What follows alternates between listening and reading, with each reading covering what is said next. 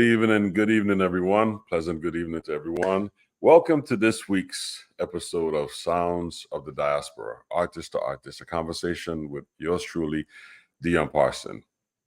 Our guest today hails from New York City, by the way of Puerto Rico and Curacao and, all through the Caribbean diaspora. So he's a wonderful, talented percussionist, composer, and a dear friend. Let's welcome the one and only Mr. Steve Kroons. How you doing, my brother? I'm well, Steve. How are you? Okay, a little cold, but I'm hanging in the New York state of mind. I'm sending positive island warm vibes. It's 80 man. degrees down here right now. So, just think positive, think warm. You'll be all right. Always, man. That's all you could do, man. Keep the fire and keep the spirit in the fire, man. It's good to see you. It's good to see you. Man, good to be seen. Yes, sir. Good to Thanks for joining us on the show. We're having fun on Sounds of the Diaspora, and we're very excited to have you here with us, Steve. I've known you for a while, and we recorded together. We've been in the trenches in New York City together, and you are a true giant and a master, and you've made a huge contribution to the scene. So I know our audience is saying, Steve Kroons, who's Steve Kroons? So, let them know who you are. Well, thanks for having me, number one. You're welcome. Anyway, like my family, first generation Puerto Rican, my mother and father came from Puerto Rico straight to, at the time in the 40s, everyone was moving into Spanish Harlem, the barrio, Right. So my beginnings, I was born in Harlem, Spanish Harlem. Okay. Well, we call it Spanish Harlem because it was this kind of dividing point, Mm-hmm. But during that time, culturally, it's so interesting because my father was like a musicologist, man. He had a collection of records, man. He had the LP 78s, which I still have. Okay. All the great old timers, Machito, Puente, Tito Rodriguez, Tito. I mean, everybody, the whole gamut. The Cuban, Saya Cruz, Sonora Manicera, Benny Moré. He had all that stuff. So we kind of grew up, on that. I have three brothers. Mm-hmm. Lost two. One of my brothers' name is Bobby, and Bobby was 2 years older than me. And he was my mentor, and I'm very influenced by him because he was a cat, man. He was very musical, very talented, and I wanted to be like him. So me and him, we bonded because of the music thing and all. We always had this real tight bond. And between my father playing all that kind of music, I didn't know till later on my mother wanted to be a singer. Oh, okay. So, my father was merchant marine, so he would be away a lot of times. And my mother, we were doing the radio generation. We didn't have the TVs at first. We had the radio, man. And my mother always had the radio on. And she would always, get the stations, man, like they played Ella and Count Basie and Duke and, and Sarah Vaughan. She liked all the Nat King Cole, forget it. She loved all those, So we always had a lot of everything, all different types of music, man, And at a very early age, I know people ask you this, what was your attraction to music? Well, the first time my mother turned on the radio, I thought I got struck by lightning. Wow. I couldn't move from hearing that sound, man. And as a kid, my mother could put on the radio and go away for a week, come back, and I'll be there still waiting to see the radio, man. You found your calling immediately. Yeah, immediately. I heard that sound, and I just wanted to figure out how I could be a part of that, man. Right. I felt, you feel it all in your body, man. Mm-hmm. So, my interest, we stayed in Harlem for about 10 years, and then we moved to Jamaica, Queens, and St. Albans at the time. So we moved there in the 50s, the latter part of the 50s. And that was a very, very interesting time, man, because at that time, all all the giants, the jazz artists and all, were all moving there like Mecca. You know, It's in Albans, Queens. yeah, that was like the spot, man. That Mhm. you bought a house and you settle, and it was a kind of a culture shock for us because now we come from a real strictly, Puerto Rican neighborhood, Spanish, and moving into more of an Afro-American total scene, Mhm. So that was totally more R&B and jazz, Mhm. But me and my brother loving music so much, we could take anything. We just loved it Right. all, Right. And then I find out as we got to know the kids in the neighborhood and all. We got to find out who their parents were and all. And on my block, I had this man named Henry Glover. That was like the first. He was like the first Quincy Jones of that time. Okay. He was recording King Records out in Cincinnati, Ohio. Mhm. And that label, they were doing James Brown, Hank Ballard. He recorded Lil Willie John. You Give Me Fever. I mean, he was doing, So Right. then he moved to Queens, and he got later with Roulette Records, and he started writing for everybody in there. And he took a real liking to me and Bobby, especially me. He saw how much I love the music. So I mean, I've been buying. I was seeing the rehearsals with the Cleftones, and around the corner from me was Eddie Lockjaw Davis. He'd be over there barbecuing. Okay. Arthur Price Sock would come by. Count Basie was 4 blocks away. Lester Young was 4 blocks away. I knew his son, So, wow, it was just so musical, man. And didn't Milt Hinton live in that neighborhood also? Milt Hinton, well, there was the neighborhood called Asbury Park. Okay. That was about 6 blocks from where I was. And then everybody was there. Count Basie, Right. Milt Hinton, Illinois Jaquette, Brooke Benton, a gang of folks were there, That was like, because I know St. Albans became not only for all of the musicians there, but it became a prominent spot for the church, the Triangle Church out there. I saw that church being built. It was so funny because right behind that is St. Albans Park. Right.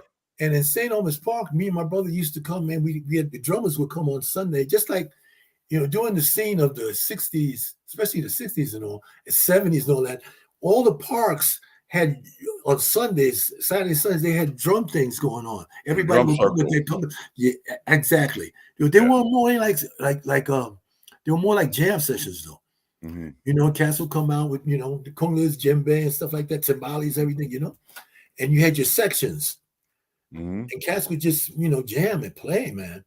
At St. Albans, we would do that too. So we saw when they were building that church. And it was funny because me and my brothers, we saw them build it and it was all glass. We said, oh no, they must be kidding. But then when we saw it, when it was up, it was so beautiful. It was way ahead of its time. Beautiful, yeah. I actually used to teach there. Wow. When I first got to New York, I had a teaching job. I was a percussion instructor there for a minute. And that's why I brought it up, because it was so famous, it was prominent, not only for the fact that it was so many musicians in that neighborhood. I think they kind of adopted that environment and endorsed the music and started a concert series. A number of cats would do concerts. I played there also with different groups. But I played there. I'm gonna play there again this year. I play there every year. Yeah, they have a Vesper every year. I think it's a beautiful thing, man. I learned. Yeah, I learned a lot about the history of the neighborhood while I taught there for about 3 or 4 years. Man, that neighborhood has so much music going on. Oh yeah, Club Ruby was unbelievable. Prez and Billy, they all played in this place, Club Ruby. The Linden Man, they had ballrooms. Actually, that neighborhood was almost like we had. It seemed like all the doctors, the lower Afro-Americans, and really started making money, all moved into that neighborhood at one time. Yeah, it was very affluent. It was it was unbelievable, man. So it was very rich, man, in its own way, And during that time, the music of the 60s and the 70s, man, was on fire, man. I And can imagine. and that's a lot of my playing came from especially the 70s, man. Playing just the bar scene, man. We had Mhm. every bar had four nighters, Thursday to Sunday, man. You Mhm. know, and man, you played all over the place. Brooklyn was jumping, man, too.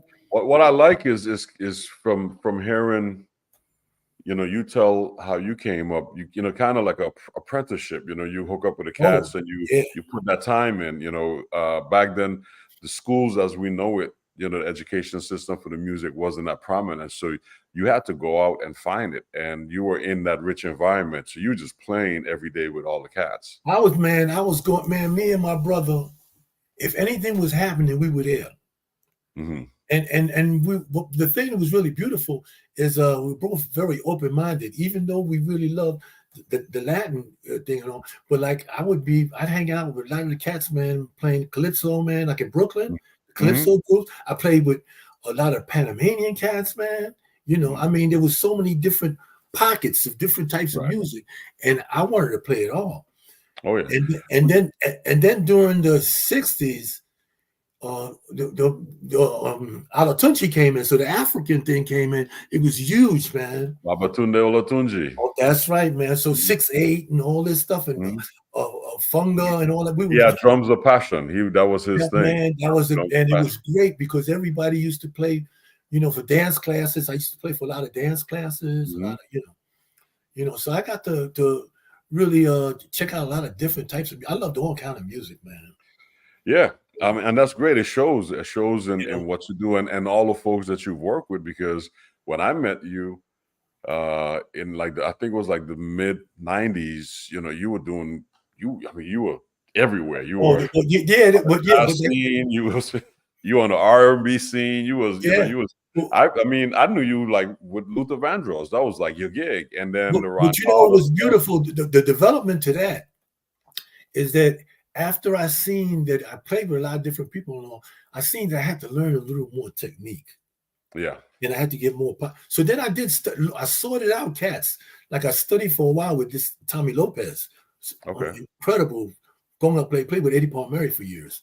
And he was a master of playing one drum, man. This cat was, tumbao for days.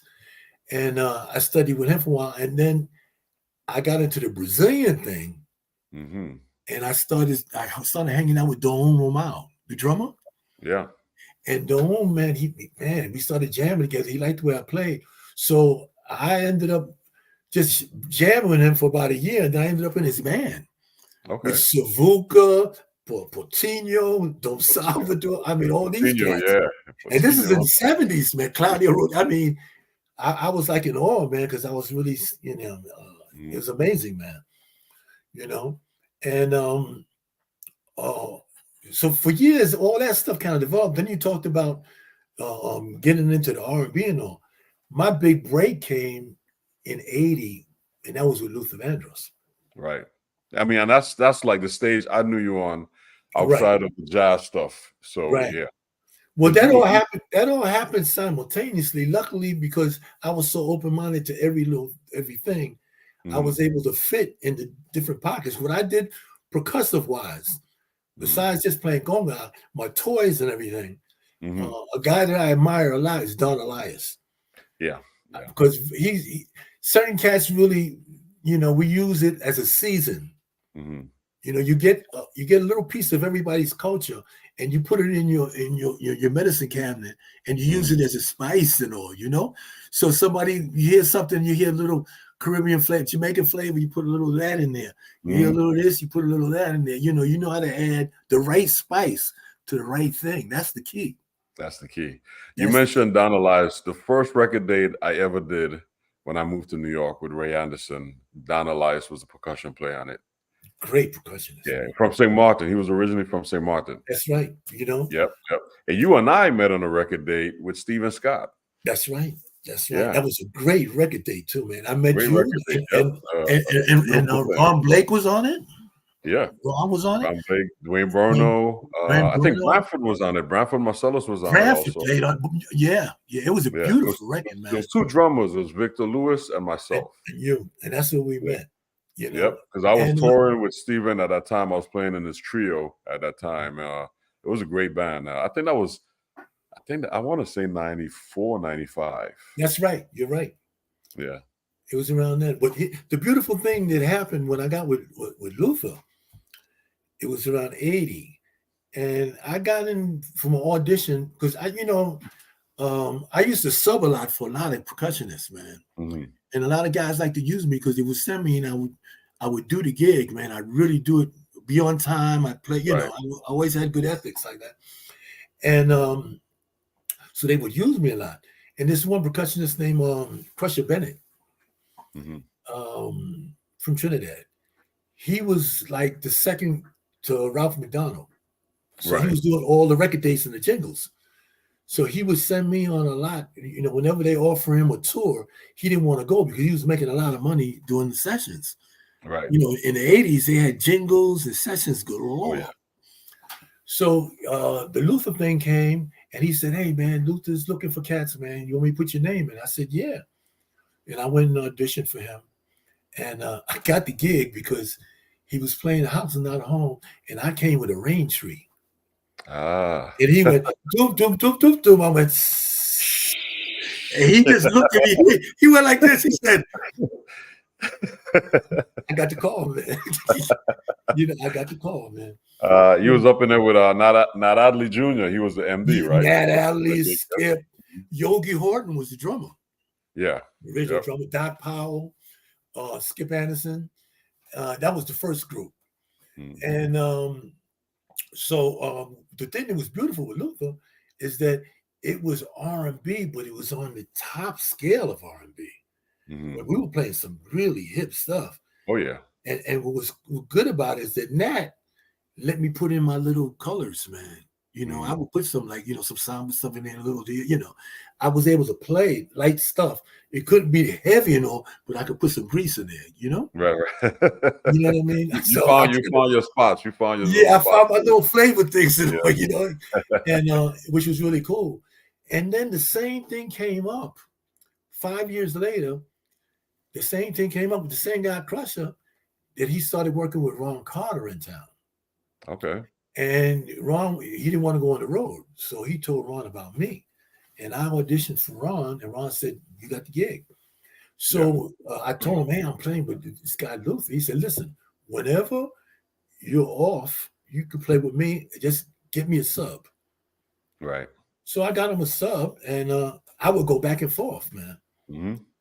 And through both of those, that was it, man. Because and Ron Carter, that's jazz royalty right there. So here's what these guys both from the Tauruses. They're both Tauruses, and they both were on the top of their game. And they're both perfectionists. They both very, top shelf. No jive, no this or that. And the music had to be on the money. They demanded a lot, but you're supposed to give them a lot. Right. You know what I mean? So going out with both of them was beautiful, man, because everything was first class. Right. And then with Luther, we would do arenas and big stuff like that. And with Ron, we would go to Brazil and we would go to Japan and we do all the special, playing for Empress. It's so you had the best of both worlds, man. And the R&B cats so I got the call for the record dates for the R&B guys, and then I got to know all the jazz cats. Right. Because on the gig was Lewis Nash, Stephen Scott, Peyton Carsey played for a while with us. He came after Lewis. Right. And Sir Roland Hanna, Kenny Barron was with us, So I got to meet a lot of the guys through that, So between those two avenues, man, I was rolling, man. I had a good nice 30-year run of just back and forth, man. Beautiful. I met you in the middle of all of that. So I would see you running, hitting here, but that's how the city was at that time in the late 80s or 90s. It was a lot happening, and once you were in it, you were in it, man. You could make a living. You could make a living being a sub. Yeah. You could make a living doing demos. because cats would call people to do demos because they didn't want to pay the guys double scale for the session. Mm-hmm. You know what I mean? Mm-hmm. And man, it was just so much going on. There's so much music going on. Man. A lot of great stuff, man. And you were able to cross the musical genre. I mean, you know, you said it, but I'm just saying that's what I admired. You know, every time I would see you, it always been being a unique setting. You know, we mentioned John Lucien. You talked about John Lucien, my homeboy from St. Thomas, and John was, you know, a beautiful, amazing singer. Genius. Genius. You did, and bass player. A lot of people didn't realize he played guitar and bass. He played guitar, bass, and piano. And piano, yes. Mm-hmm. And he played a lot of that stuff on his own recordings. Yeah, he was a beautiful musician. Most people just knew him as a singer, but you worked with him, and I subbed for him for Stevie Thornton. Remember Stevie? Yes. Stevie still is great percussionist, phenomenal. Stevie was a monster. And me and Stevie met on the Brazilian scene. Okay. We were both working that Brazilian scene together, and we became very good friends. And to this day, he's out in Malaysia. We still Facebook and, you know, kind of communicate. But he sent me on the gigs with John a few times, and I got him to do a recording for me, man. You know, which was amazing, man. I mean, when I was writing this song with my friend, with drummer Ivan, we writing this song, and I heard lyrics for it, and I thought of the lyric, and the first part of it is called "Love Is Like the Wind," and the first line is just like a breeze in the still of the night. And I said, wow, look who the wind blew in. I thought of John Lucien. Because that warmth, you know what I mean? Yes. And at the time, he was living he had that great baritone voice, yeah. Man, he was living in Puerto Rico at the time. And I called him up, man. This was really beautiful. He was so gracious. I called him up and I said, hey, John, I got this tune, and man, I need you to add a voice, man. I'm gonna be out in Puerto Rico visiting. I was gonna go visit my parents, and I got a studio, and I'd like you to lay a vocal track down for me. I'll send you the song. If you like it, we'll do it. If you don't like it, he said, don't worry, you know I'll tell you the truth. And he would too. Yeah, he would. He would tell you, I'm not going to do that. So he was straight up. I sent him the track, and I said, there's good news and there's bad news. He said, what's the bad news? I said, right now I don't have any money, but as soon as I get things happening, I'll take care of you. And he said, oh man, come. Come. You know, and the rest was history. He killed it, man. Well, you know, speaking of killing it, let's play it so our audience can hear who we're talking about. John Lucien from the Virgin Islands, amazing vocalist, someone you work with. This is your song, your composition entitled "The Wind." Good. Yeah. And Ivan Hampton.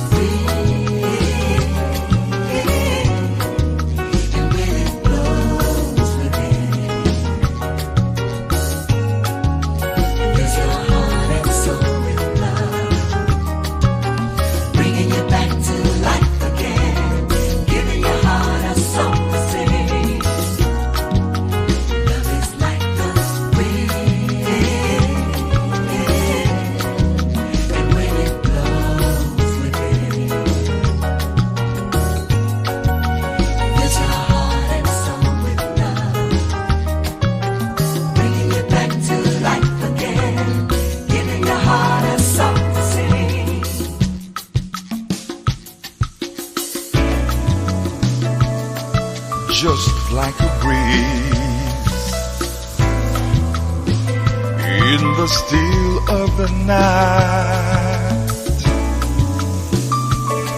that blows warm and tender,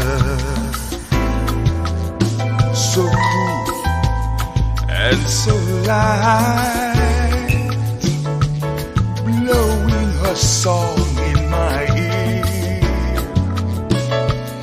filling my life with her song, caressing my heart with her love. She captures my soul.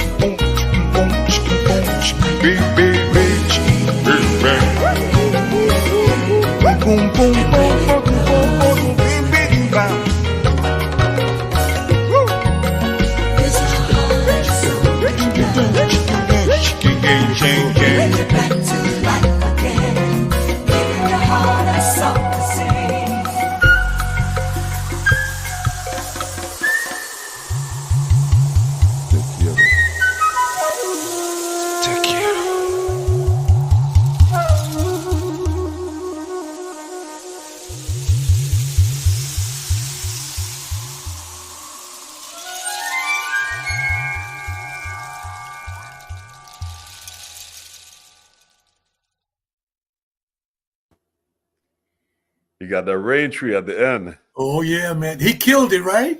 Yeah, that's nice. That's really, it fits him. That's a perfect song. When I heard it, I said, and I wrote that too with Ivan Hamden, the guy that played drums with us. I was about to say, yeah, I know you was mentioning, the vocals in the background were all Luther's backgrounds. Lisa Fisher, Paulette, Kevin Owens. It was incredible, man. Beautiful. Mauricio Smith on flute. Yeah. Oscar Hernandez on keyboard. Ruben Rodriguez on bass. It was Ruben. awesome. Yeah, man. We had a good time. Yeah, that's definitely a platform for John Lucien, man. That's you call that right to have him on that. Yeah. And at the end, when he told me, after he did the regular part and all, he said, "Is that it?" I said, "No, you got to do your thing. I got 3 tracks for you." And he started laughing. He said, "I know, man. I know." Yeah. That's great. That's great. I'm glad that you had that relationship with him because he was such a beautiful soul. And he's generous, man. He didn't have to do. Later on, when I did get the bread to do to put it out, I took care of him. Boom, boom, And I did go out.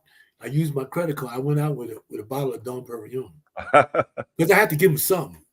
Him and his lady. I said, "Here, man. At least this is And he was cool. He said, "Oh, okay." Yeah, he's a beautiful spirit. I had the one of the best thrills of my life to play with John when I was in college, because I'll tell you the story. My father and John was good friends, and I was that 6-year-old kid that was hanging out with my father in the nightclub, and I would sit on stage and watch John sing in the band, and he turned to me and said, "Go, get me some water from the bar." I'll go, "John wants some water." I was that kid, but I was in awe. I was that, that's, and just like you said, when you heard the radio for the first time, Yeah. that's how it was for me, for John Lucia. And my father used to take me everywhere, and he was playing there. It was a place called Sparky's on the waterfront. And before he moved to New York, he used to play there regularly, and that was my influence. So this brings back a lot of memories for me. Yeah, great brother, man. God bless him, man. I hope they do this document. They did the documentary. I hope it comes out. I hope it comes out also. That would be great. That would be great. Yeah. Well, thanks for having him on that. It's just, it's good to hear that. It's beautiful. Oh, man, to me, it's one of my highlights in life, man. Oh, yeah. And it's timeless. I still listen to it and I love it, man. Mm-hmm. Yeah. Well, good music, like Duke Ellington used to say, it's good music, and then there's everything else. That's right. No matter what the genre is, it could be reggae, calypso, whatever, jazz. Man. It's good music, and then it's because I listen like you. I listen and I play everything. I love it if it's good and it's good. If it's good, it's good. Vibe. Yeah. Yeah. It makes a big difference. But you not only are you performing on the level that you're performing, you're writing. You have a number of CDs out. I have 6 CDs, man. 6 CDs out as a leader. What's the name of your group? Very proud. Steve Kroons Latin Jazz 610. Steve Kroons Latin Jazz Success. I want our audience to know so they could go check it out. And I've had basically the same cats for at least 15 years. Yeah. I haven't really. I only change if I have to, man, because most of the guys I have, I like. Yeah. And I like that family thing. Mm-hmm. And actually, Luther and Ron were both similar like that. Mm-hmm. A lot of the guys that were in the group stayed in for a long time. So it kind of taught me, man, that if the camaraderie, if you get cats and they could play and they could eat and they could, be okay, travel together and all like that, you got something special. It's something to be said about that, Steve, because in the jazz world, I know a lot of cats pride themselves on playing with everybody. I got to play with all these cats. And there's no bands. There's a very few bands. There's no bands. There's a name, and then who's playing with him today? Oh, that's who's playing with him. And then you see them, 3 months later, it's a different band. And I think that's something to be said about that, because the early musicians, they had bands. They had bands. Everybody had bands. They had bands. Art Blakey and the Jazz Messengers. He would switch. He would switch out guys after 4, 5, 6 years because they moved on. But when you put a unit together, it's something special when you can build that. You know what's special about it is that you create a sound.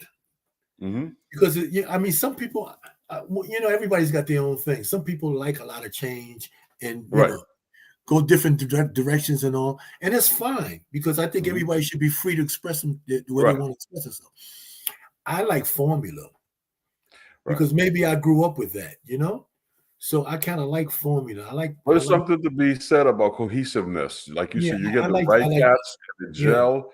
Mm-hmm. It can go in so many directions, and that's just my thing. I mean, I've been fortunate to play with some guys like John Faddis, 30 years. It's a blessing to be able to walk onto a gig and it's going to be beautiful. And now you're part of that sound. That part of that sound. You're part of that sound, which is yeah. And I know it's hard when you're starting out because cats are busy and you have the ideal cats that you want to play with, and they're busy and you can't get them all the time. So it's a challenge, but it's just something to be said about having a band, having a cohesive unit. It's funny, it's a challenge, but if you treat people from day one in that manner, right, that this is what you're going to be, and you respect them in that manner, And most of my guys, they're on the records. They're on all the important. I don't switch them. Like some people, switch guys around and I want like I use it for this. Yeah. I made them know that you're part of this sound. Yeah. You're going to get the first call and all. And they're family. They're your friends. What it's man. about. They're your amigos. Right. Exactly. which brings you right into the next. It brings you right into the next song. That's very good. Tell us about this song, this composition of yours called. Well, Amigos, there's a few people that I always collaborate with, and Oscar Hernandez, I collaborated on a lot of tunes with, man. I mean, I got a very good vibe with Oscar. Oscar's a very talented cat. You know Oscar? Mm-hmm. Oscar's amazing, especially in the Latin genre, but he can do everything. Mm-hmm. Oscar, I can come to him with something and he'll check it out and he'll listen, man, and he knows where to take it. And he makes it unbelievable because he has great arranging chops too, Right. So me and him always have a good bond with him, man. He's like I call my fifth Beatle now. He was my original piano player, and the first few records I did, he also co-produced with me and everything like that until he started his band and he moved to LA. But we continued writing together. And then I got Igor Atalita. Mm. He's been with me for 15 years. And me and Igor have that same thing. Mm. I write with him and he's amazing, man. The guy, he's my right-hand man, But this with Oscar, all the tunes I've written with Oscar on them, they really, I love them all. This one, Amigos, was on my second album. This is when I really figured out how I wanted my band to sound. Because my first record was, I call it my Quincy Jones record. It was a little scattered. Mm-hmm. It has, R&B, it had a little Latin, it had a little bit of everything. It fit, but it had a lot of dynamics.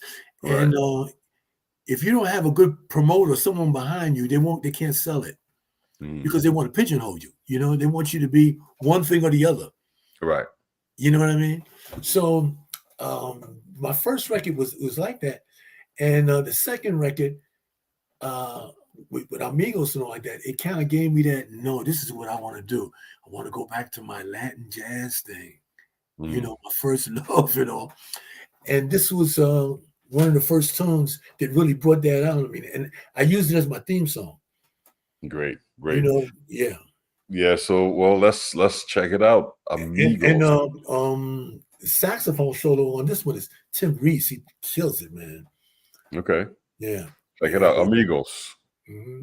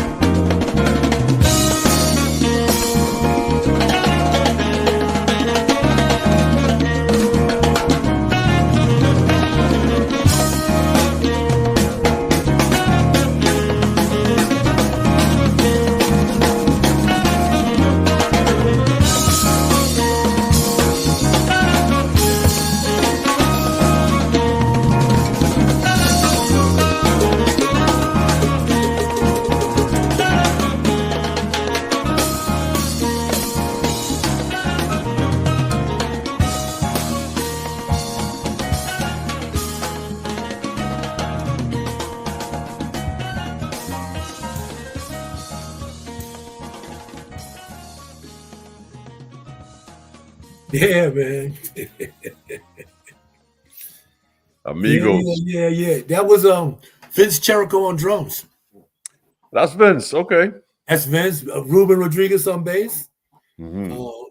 Oscar, Tim Reese, and Mauricio Smith on flute. I think. Did you know Mauricio? I know Mauricio. Yeah. This, I think, was one of his last recordings. Okay. Yeah, Mauricio was a very good friend of mine, a mentor too, man. Mauricio was the man, Jack. Yeah. Great guy. Yeah. Man. Beautiful spirit. Beautiful. And he had a sound on that flute, man. I mean, killer, man. Mm-hmm. Yeah. Well, man, that song, I can see why it's his theme song. Mhm. Really. Yeah, it has that, nice vibe. It features everybody. Oscar Hernandez, man. Mhm. Boy's bad, man. Great.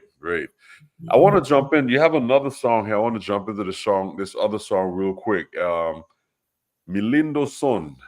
Right. Tell us about this. Oscar did that with me too. That's another. Okay. Yeah, that's from my latest one. John's tune was from my first CD. This one was from the second, Senor Kroon. This one is from the next two are from my latest one called In Your Dreams. Mi Lindo Song. This has got a kind of a vibe to it. Like, I always been a very big fan of that Machito groove. Right. The way he played song, it always had that ding dong, ding ding ding ding ding ding. It has that meat to it, Mm-hmm. and it's great for dances, and that's where that vibe kind of came from, man. The first band I saw when I was 16, my father took me to the Palladium. He said, when I become 16, he'll take me to the Palladium. And he took me, I dressed all up, I put my hat on, and he took me there. And when I went up there, I run up the stairs and I see, man, this orchestra, man. And wow, man, it was Machito, man. Can you imagine seeing Machito was like the Latin version of Count Basie. Yeah. Can you imagine seeing and hearing, and these cats would stand up, the saxophone section. It was like, I was in awe, man. My hair still stands thinking about it, man. Beautiful. Yeah. Well, let's check out Mi Lindo Son. All right.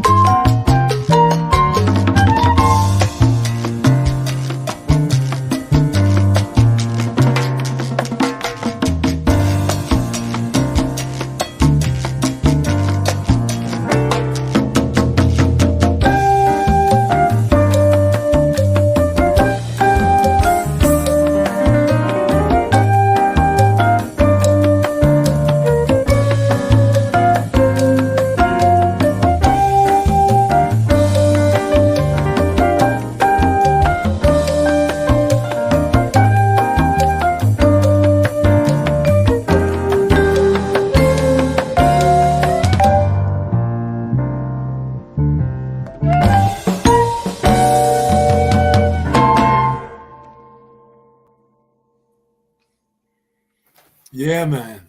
Sir. Yes, sir. Yeah, Who was yeah. the by player?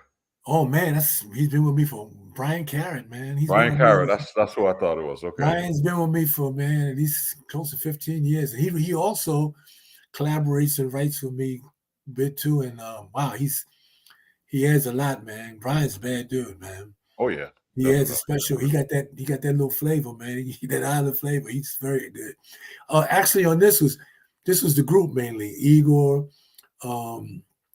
Ruben Rodriguez was on this, but Donald Spider Nix plays with me a lot too, Okay. and Diego Lopez, or Joel Mateo, Greg Rivers sat on flute, and Brian. Yeah, that's the band. That's the band. Yeah. Great band. Beautiful. Oh man, those are my cats, man. Oh yeah. Your amigos. My amigos, man. Yeah, there you go.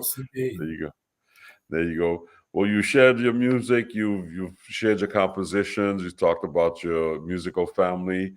You have a lot going on, Steve. You want to tell our audience, besides performing and doing all these great things you're doing, tell us what you have happening. Tell us, give us an idea. We're going to continue doing what we do, but I'm very honored that this year I was chosen to do curate J. Cal's Rhythm Sessions jazz series. What's J. Cal? What's J. Cal? J. Cal Jamaica Cultural Arts Center. Okay. And this is gonna be nice, man, because every month I'll have one different band that I chose, and it's the Diaspora. It shows like the different jazz influences on all the islands and all the different cultural type, Afro-Caribbean diaspora. Afro-Caribbean diaspora, whatever. Tell us who's performing. Okay. The first show that I'm gonna have is a brother by the name of Bagidi Kulumi. He's from South Africa, and this brother's played with Mary Makiba. He's played with Masakila. He was on that Paul Simon tour all those years and all. He's on the records and all that, but he's also like the Marcus Miller from over there. This brother can play, man. He's when is that's gonna be February the 28th. Okay. Yeah, check it out. Jamaica Cultural Arts Center. Jamaica Cultural Arts Center. And then the next act that I have, that's February. So March, I have this brother. He's from Haiti, but he also plays incredible guitar, good jazz player. But he also plays with the Haitian influence too. Okay. He's going to be there on March the 27th. His name is Shadavine Jen. Okay. And then April 24th is my band, Steve Kroons and Jazz Sextet. And then, then after that, in April, I have this brother called Nelson Matthew Gonzalez, and he has a Bomba Plana group. Okay. Yeah, and that's going to be really exciting, man, because I don't think out here we've had that, Bomba Plana, that's straight out of Puerto Rico. It's straight out of Puerto Rico roots, man. It's like the rumba guaguancó de Cuba. This is Puerto Rico.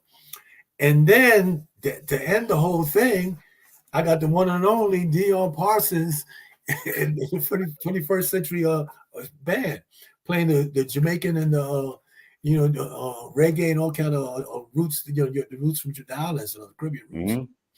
So you got.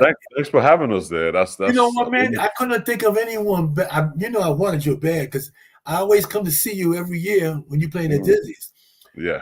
And I love the concept of your band, especially you got the African brother playing percussion.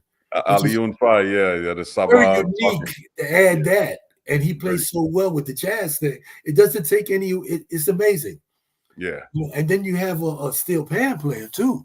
Oh yeah, Victor Provost. So I mean, and then you have my one of my favorite horn players, man, Ron Blake, man. Yes. Ron's on my last CD. He's on two of my CDs. He's on the last one. And any chance I get live when I have a special guest, I try to get him. Oh yeah. If he can make it, because Ron is special, man. He can play, boy. Special, man. It's just that's one of my dearest friends from growing up in the Virgin Islands. Yeah, but I love he not only his vibe but his sound, man. Beautiful, yeah. Something special about him. Well, Steve, you have a lot going on, and I hope our audience can follow you. Where can they? You have a Facebook site? Oh yeah, I got my website. Well, my Facebook is Steve Kroons Latin Jazz. That's on my Facebook page, and also have Steve Kroons page too. Okay. My website is SteveKroon.com. No N. STEKROON.com. Okay, SteveKroon.com. So, right. So hopefully, and you have all of this stuff listed on your website. All of this stuff there, all my CDs, how you can get them or whatever, and and if you want to hire us for a show, do a festival, we'd be more than glad. Definitely. Mm-hmm. Listen, Steve, we got one more song. I love one day we can do something with your band and my band, man. That would be that would be great. Definitely, that would be great. But before we let you go, we have one more song that I would love to play for our audience, and this song is entitled "In Your Dreams." This is a nice nice vibe. I enjoy listening. I know our audience will enjoy it also. I wrote this with Brian Carrot. You wrote this with Brian Carrot? Okay. No, we wrote it together. I wrote it with him. Yes. I collaborated. Okay. With him. Okay. Mhm.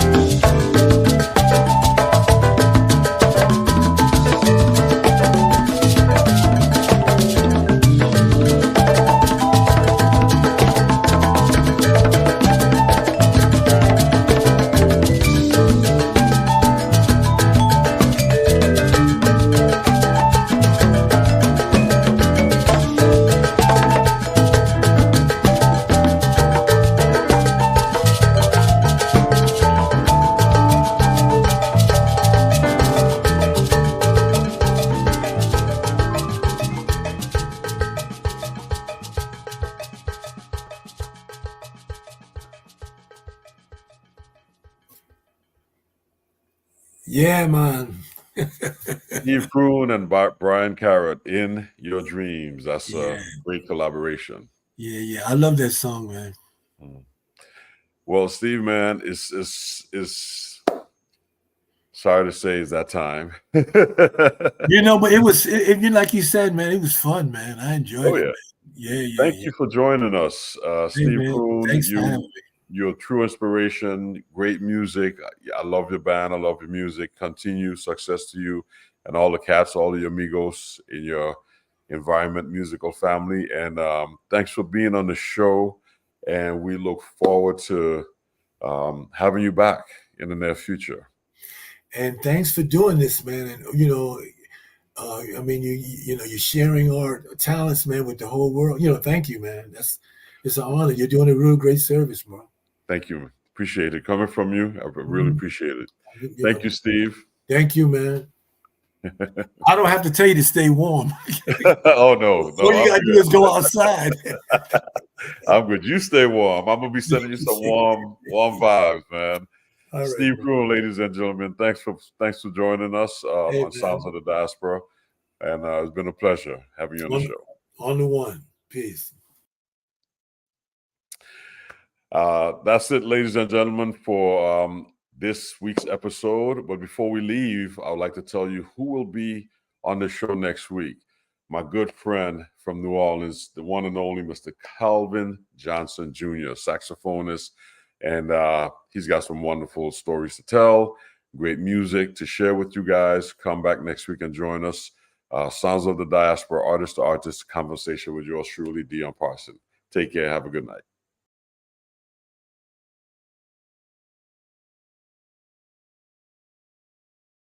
JBH Boutique Care offers you a unique exclusive membership in our nationwide concierge medical services network. Hi everyone, I'm Dr. Judine Bontemps-Hill. I'm double board certified in family and obesity medicine. We pair exclusive personalized care with accessibility and convenience. A better way for you to receive immediate quality medical care. Whether at our main Orlando, Florida office, traveling across the U.S. or visiting the States, we bring you the best medical care without waiting for an appointment. Become a member today by calling 407-234-5282 or visit us online at jbhmeg1.com. JBH Boutique Care is proud to sponsor Sounds of the Diaspora, music and conversations with artists and host Dion Parson, every Tuesday, 7 p.m. Eastern Standard Time, right here on Source TV Radio Network, WTSN, Washington, D.C.